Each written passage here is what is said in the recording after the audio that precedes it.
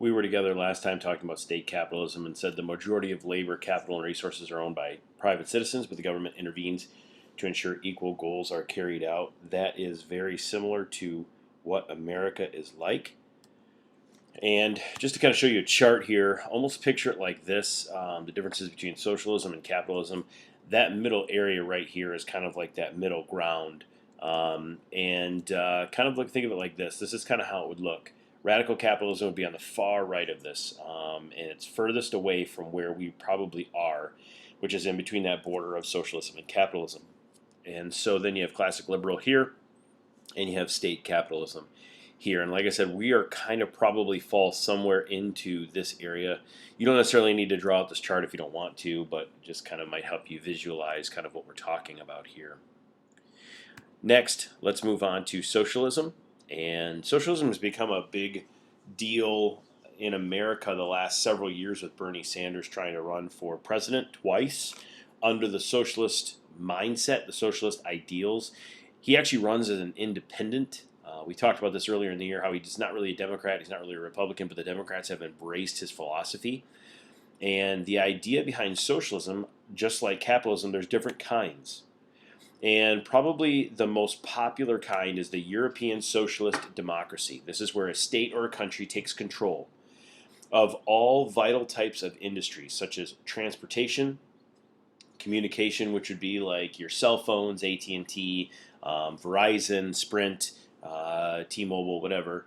Health, meaning your health care, hospitals, hospital stays, surgeries.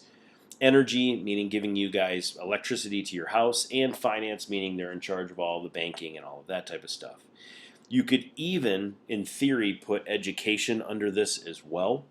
That would be something that Bernie Sanders was really pushing for, and that's why he got a lot of people that were college age that were thinking he was the guy. He was the top dog because he was going to be taking all of their debt away. The government was going to, and that was going to be kind of the way that they were going to do this.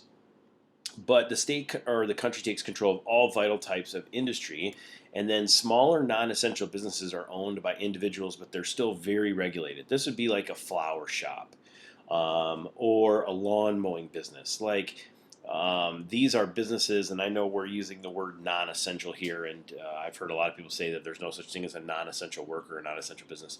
What we're saying is, if a flower shop goes out of business, most of you guys aren't going to be too affected unless you are getting flowers for your mom for Mother's Day, which is coming up soon. Don't forget about that, guys. Don't forget about that. Or a wedding or something like that. So that's why we're saying smaller non-essentials. But again, the government would still step in and tell them, hey, you guys have to do things this way. A term that is oftentimes used with European socialist democracy would be nationalization. This is where the government assumes ownership, usually over an industry, meaning they decide that they're going to take over the oil industry, the education industry, the farming industry, and they call it nationalization because it falls under the auspice or the leadership of the nation itself. And so nationalization is just where the government assumes ownership of this. Now, one thing that, before we move on, one thing that you have to keep in mind with the European socialist democracy would be it's a super popular thing, in theory, like with Germany. Germany would be a very popular European socialist democracy. I believe a lot of like the Nordic countries, which would be like Sweden, Finland, those countries would be a lot of this. And most of this, again, where we see it happening is where they're in charge of the health. And that's kind of where Bernie Sanders was going, and that's a little bit of what Obamacare was doing. And Obamacare was actually on the coattails of Hillary Clinton when she was the first lady under Bill Clinton, who really tried to get this going. And if you really want to go back and you're a real big history nerd just like me, then you would know that Harry Truman is actually one of the first presidents that ever introduced the idea of having health care under the nation's auspice, under the nation's vision. But anyway, the biggest problem that a lot of people have with this, and again, I guess Canada could, in theory, be part of this, specifically on the health side of things, but Canada would still be on the capitalistic side. But it's high taxes. Something has to pay for all of these industries, and if the government has to pick up the tab, then you have to help pay for that. And so taxes in these countries are way high. The next one is worker management socialism. And this is where the government owns all of the businesses. Okay, the government actually um, owns all of the business firms, pretty much to make sure that workers are, being bossed around and being tortured and being not giving a just wage by their actual private business owners. And it actually allows the workers, though, to decide on what will be produced, such as like style and that type of thing.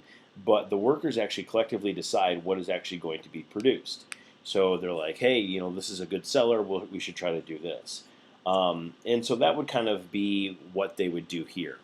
Workers are actually paid based on their productivity. Now, the reason why we call it worker management is because the workers are kind of making a lot of the decisions, even though the government is still in charge. And so it would actually provide incentives to the workers to increase their productivity. Think about it like this. If you knew at the end of the day, let's say you mowed lawns, if you mowed 10 lawns, you would get a $600 bonus.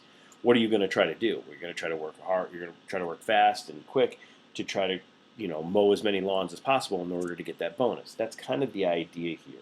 And a lot of these type of places would have been in like Eastern Europe, kind of where Russia used to had like a lot of the what they called the Eastern Bloc countries, specifically right around the time of the Cold War.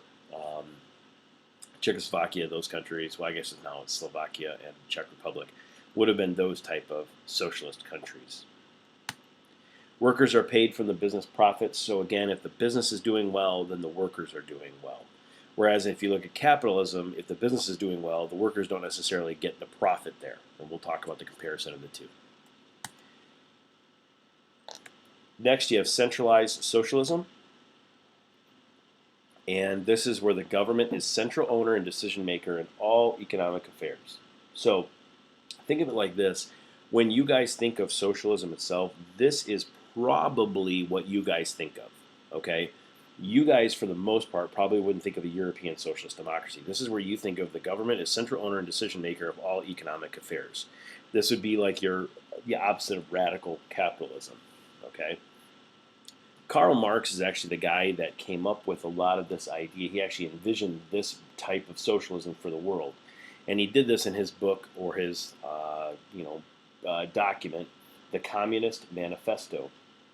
And basically what he would say is that the existing society, what it has shown is it's just a history of struggle for the workers, for the common people. They're always struggling to try to make enough money and to try to get to be an elitist. And he didn't like that. And so as he preached on through the Communist Manifesto, it is basically saying that the wealthy business owners would make so much money off of these workers, and he didn't feel like it was right. And so therefore, what would end up happening here is that all of the employees would actually be able to possess what the government decided for them. The government would decide on what is to be produced. The government would decide who gets what wage. The government would decide on who gets the fruits of their labor. The government would decide on that the profits get overturned and given to the entire society as a whole. And so the idea would be that everyone would be employed at a fair wage. No one would ever be used to make profit for somebody else. Everyone would be working together. And the reason why they call it socialism is because it deals with the social aspect of society, like all people. And so it's centralized, meaning it's centralized to the government. This would be like your form of, this type of socialism would have been usually under a board of directors, like a group of 5 or 6 people that would make the decision for the government for everybody else. The problem becomes a lot of times it would lend itself to a dictatorship. And so what they would do is this whole idea is they would take over all of the tools of production. They would make sure that no one's making a profit. They would try to level the wages to eliminate incentive for workers so that everybody just kind of goes to work, does their job, gets paid regardless of what they're doing. So it kind of takes away some of the incentive. And that's kind of what they were trying to do with centralized socialism. And there's not too many countries that are true centralized socialism country, if there is any at all. And that takes us to our last one, which is communism. And communism is kind of what we have been fearing since the, 1920s. And this is what we were expecting was going to happen because Russia was really preaching this. Now, Russia was not a true communist country in the full definition of what communism is. But communism truly is the most extreme form of socialism. And so it is taking it to the furthest extreme. And the idea that would be part of this was that they are going to influence people, and they're going to do this by means of revolution and violence. Because what they're trying to do is they're trying to get rid of the government. And communist would be the idea behind community. Everyone would work together. There would be no government. The nation would govern themselves. There would be no government. There would be no need for government because everyone would give of themselves. You know, you would work to help the society, the village out. You would take a pay cut. You would take a pay hit. You would sacrifice yourself and just truly, like, you would just take care of everybody else. Well, we know that man is depraved and is not going to want to do that. But the idea behind communism was everyone is equal, everyone is level. But when we think of communism, we think of dictators really preaching this idea. Joseph Stalin, Benito Mussolini, these type of guys, because Benito Mussolini is more of a fascist, so I maybe shouldn't have said Mussolini. But Stalin, Khrushchev, Vladimir Lenin, and most of these communistic regimes, you think of China, they would be run by like one sole person. And so that's why when these places say they're communism, they're similar to that. They're more of like centralized socialism, but they're under the communist heading. Because again, no nation has really ever achieved this degree of socialism because how mankind would not work together to take care of other people. So again, let's look at our chart here.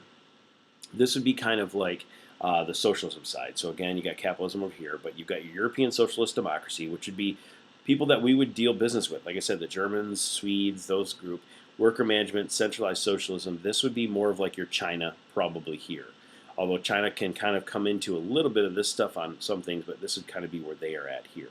So this just kind of shows you a little bit of how far away radical capitalism is from communism and just as far as that spectrum goes.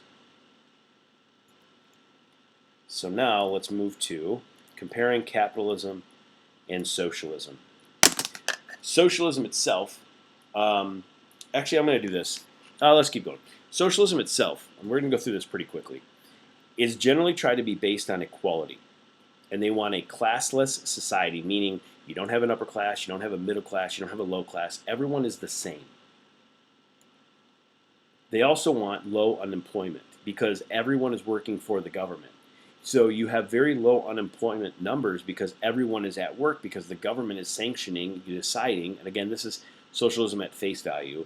The government is deciding who's going to work and where. Low amounts of greed. Why? Because there isn't really a lot of incentive for you to keep working hard. See, in America and in capitalistic societies, you work hard so that you can make more money than the next guy. You do whatever you can to do to get higher up in the business. And a lot of times, socialism can lead to less worker creativity or incentive, meaning you don't really care for working too much harder because if you work hard, you're going to get paid the same as the guy who is not working hard.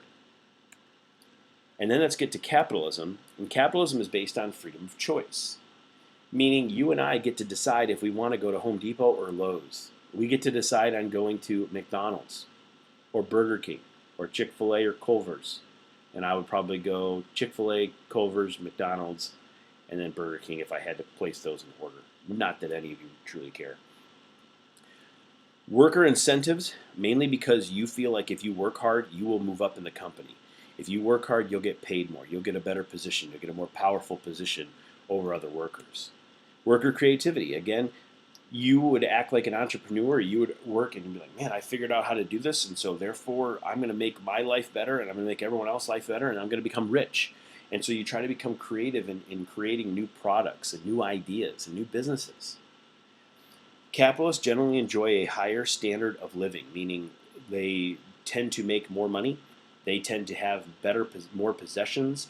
They tend to be able to own their own products, and so they have a higher standard of living. It's also based on competition, which generally caters to those who are purchasing products, like you and I. You and I love competition because what does that mean? It simply means that businesses want our business. And as a result of them wanting our business and them competing, we can get $1 Coke or $1 McChicken, or we can get a house at a lower price because they're all vying for our business. Generally high amounts of greed, and it's usually selfish and individualistic within this type of economic system. So high amounts of greed, very selfish and individualistic. And if you think about America, that would truly define us. Greed, selfish, individualistic, because you only care about yourself. And I want you guys, I'm going to leave this right here as we finish this up. Look this over, and we will talk about this when we have our meeting this week sometime. I haven't decided when that's going to be. I'll post that. But take a look at this. This kind of slows this down and kind of puts this chart right